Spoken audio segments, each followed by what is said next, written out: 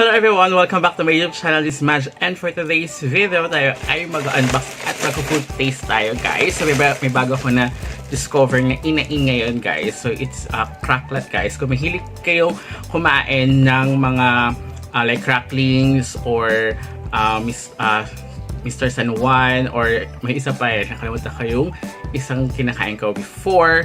So parang ganito siya guys. So much bigger size nga lang siya. So ito yung inain ngayon. So tikman natin, try natin siya. Actually there's a 5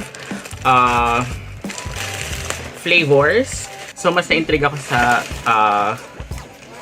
spicy vinegar kasi ang kinakain ko talaga before, especially during the college days guys, yung cracklings guys, kasi I love the sour flavor niya guys. So ito naman is spicy vinegar siya. But isa pang gusto ko i-try is the sweet sour cream and cheese. And then mayroon ako hindi pa parang gusto ko i-try din yung jalapeno cheese. But the other two is parang hindi ko magugustuhan. Kaya parang sabi ko sige, ito muna ang dalawa. And then pag nagustuhan ko siya, I will try the jalapeno cheese guys. Ayan. So ang laki nga guys. So talagay ko lang sa other screen guys kung magkano siya. So, actually kapag ginamit ko siya ng voucher, mas bababa siya. I think nakuha ko lang siya worth yung isa nito is yun nga lang nasa 100 plus. But bigger size na siya. Mas malaki pa siya sa mga bigger size na nabibili natin guys.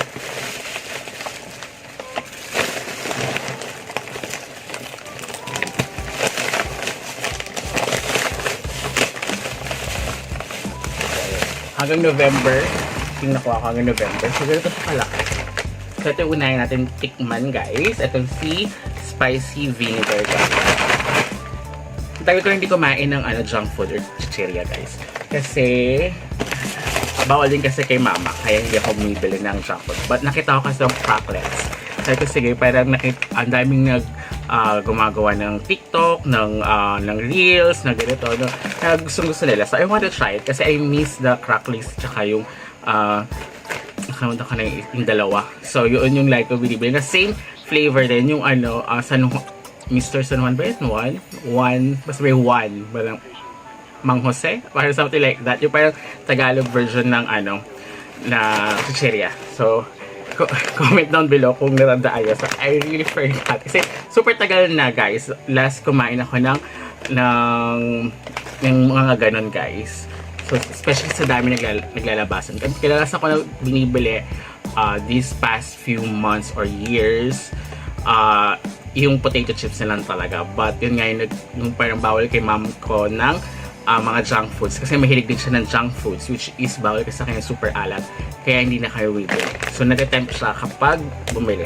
So at ang maganda dito naka ziplock siya guys. So yun yung maganda dito.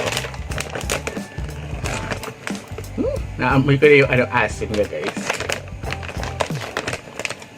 So huwag yung masyadong baka kasi dito niya siya mabuksan, diba? So at least para kapag hindi na kaya ubusin, pwede nyo na siyang i-ziplock, which is mas maganda.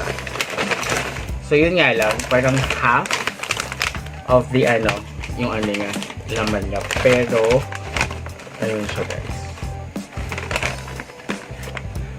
So malalaki naman siya, mas bigger size din yung kanyang laki guys kaysa sa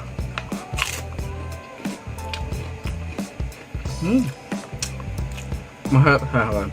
Naghahalo yung anghang tsaka yung asim niya. Okay na okay siya. Yun nga lang manipis guys. Okay.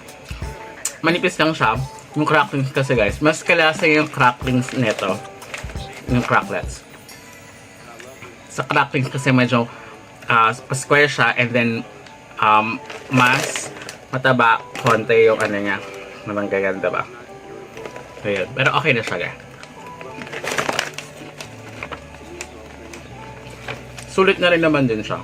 Kaya kasi nakuha ko lang siya ng 120, 140, parang gano'n. Kasi sale and then meron pa akong mga vouchers and then free shipping naman siya. So okay lang din naman. So, nalagay ko na lang siya. If you want to try this one, nalagay ko lang siya sa link sa description box down below, guys. Okay siya.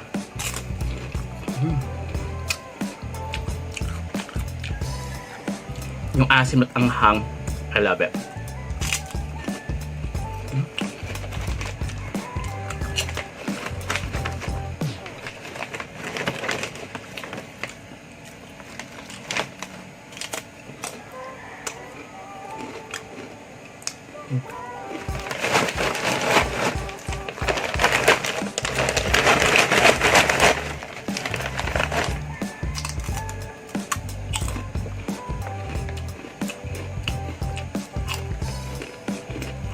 Okay na okay siya, guys. So, if you want to try it, guys, try nga na. Sulit naman siya sa price niya. And masarap, guys. Ang sulit naman natin titingnan itong sour cream cheddar, guys. So, grabe, pinagpawisan ako dun sa sa anghang nung ng vinegar, spicy vinegar, guys, ito. But, yun nga, hindi naman siya ganun ka-super anghang, pero yung pag naparami kayo ng kinakain is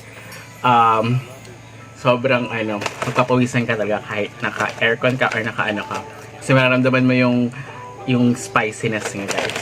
So now, dito naman tayo sa sour cream and cheddar. So, I don't know kung anong magiging reaction ko dito kasi I never tried pinagsama ang cheddar. Hindi pa ako nakatikim, guys. Kung nakatikim na kayo, good for you. But, ako hindi ko pa kasi na-try sa lahat ng pagkain ng may sour cream and cheddar. Kadalasan is separately ko silang kinakain.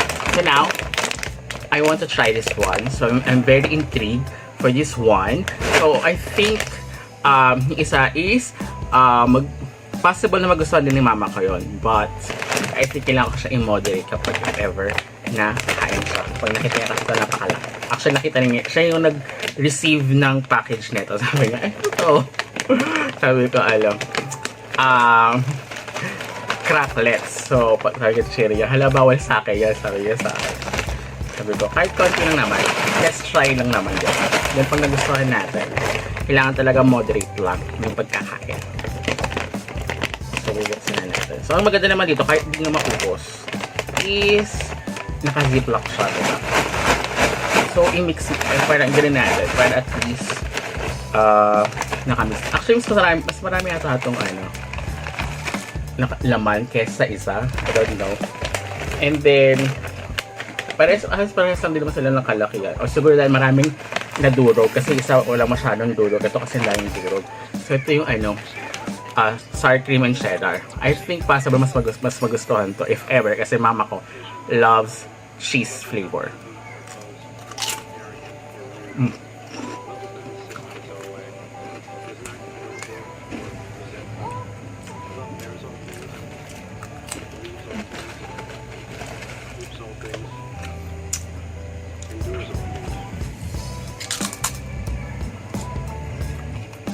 Medyo blunt na yung taste niya sa akin.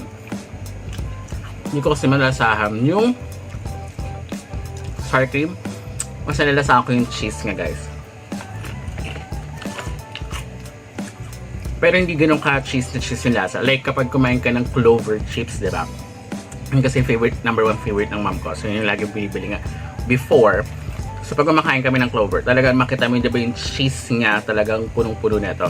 Ito kasi parang konti lang, kaya hindi mo ganoon malasahan din. Pero nalasahan mo yung cheddar, yung cheese, kaya lang hindi ganoon ka lasang-lasa. Parang konti lang. But okay na din. So I think mas gusto ko pa rin si ito spicy vinegar kasi malalasahan mo yung mix ng yung asin tsaka nung anghang niya talaga.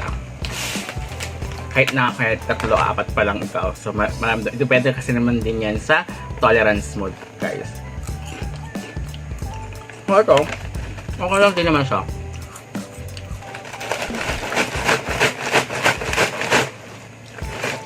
Kaya ginagano ko lalo kasi baka mamaya is nasa ilalim yung mga cheddar.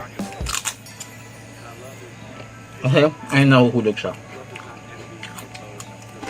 Kaya ko naman, konti lang yung ano niya, cheese niya. Kapag kumain ka ng Clover, mga kahit 3 peraso lang, makita mo yung cheese dito, di ba?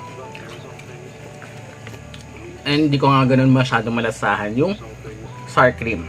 Kasi iniisip ko yung sour cream ng Piatos, yung taste ng sour cream ng Piatos, which is yun yung lagi ko nakain na sour cream.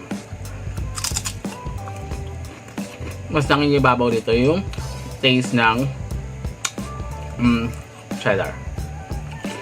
So yun, mas gusto ko pa rin si spicy vinegar kesa dito kay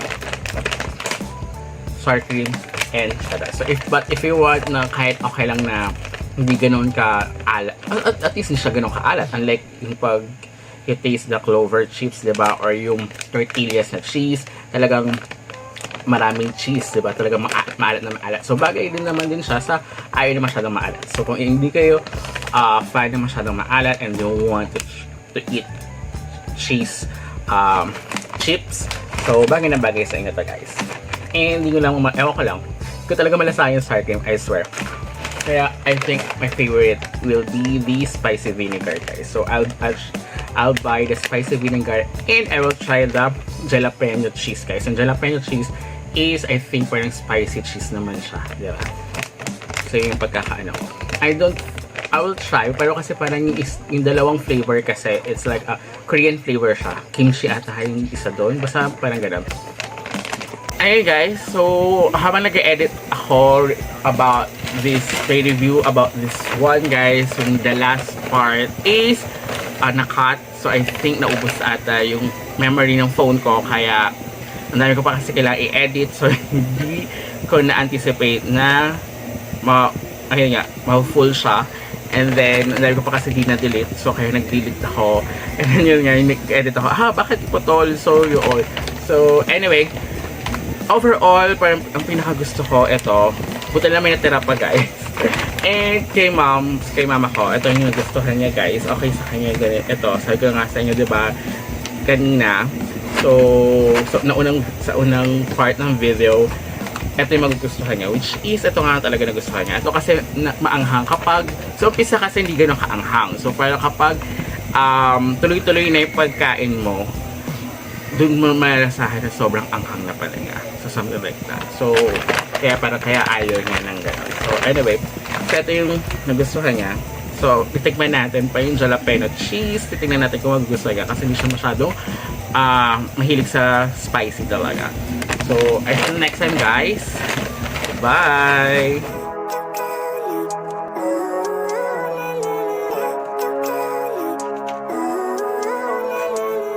Living life, every day, late at night, not okay.